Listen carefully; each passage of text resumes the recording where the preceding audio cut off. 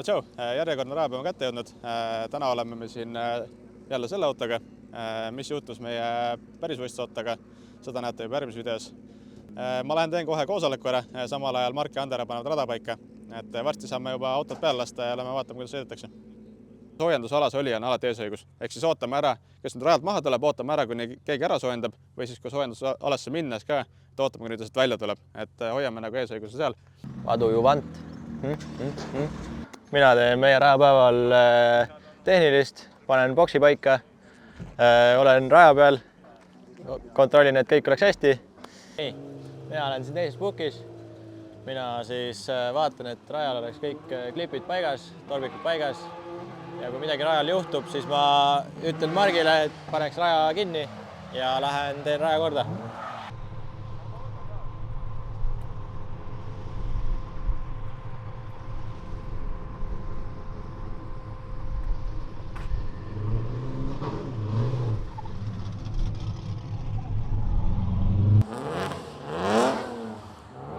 Kui rada vabaneb, siis näitan mina stardimärguannet.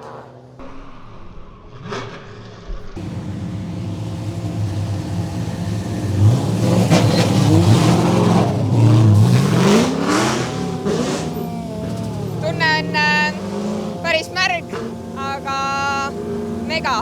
Tunne on mega.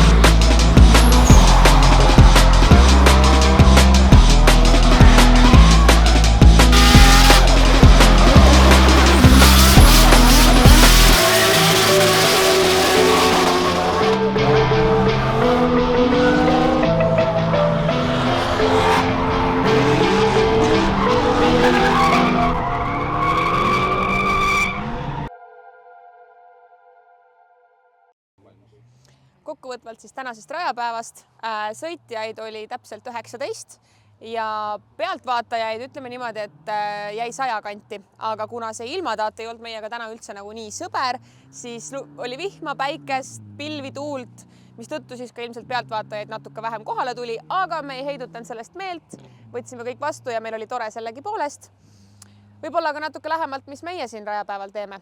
Mina olen infos, kes võtab sõitjaid vastu, küsib neilt allkirju, paneb neid deklareid täitma, siis Simon Andero põhimõtteliselt tavaliselt ise sõidavad. Täna oli Andero rajal koos Margiga, kes siis näitas rohelist ja punast lippu, valvas seda, et rada oleks korras, alati puhas. Meil oli Lotte, kes andis starti ja tegelikult olimegi põhimõtteliselt kogu sellise tiimiga täna ja tundus, et kõigile läks peale ja kõik läks hästi.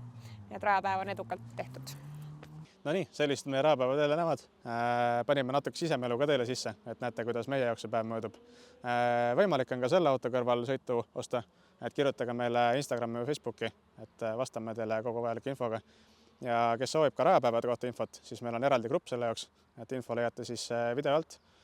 Jälgige meid ka Facebookis, Instagramis, et seal lisaks meie võistlusseiklustele jagame ka rajapäevade infot ja ka muude ürituste infot, mis me korraldame.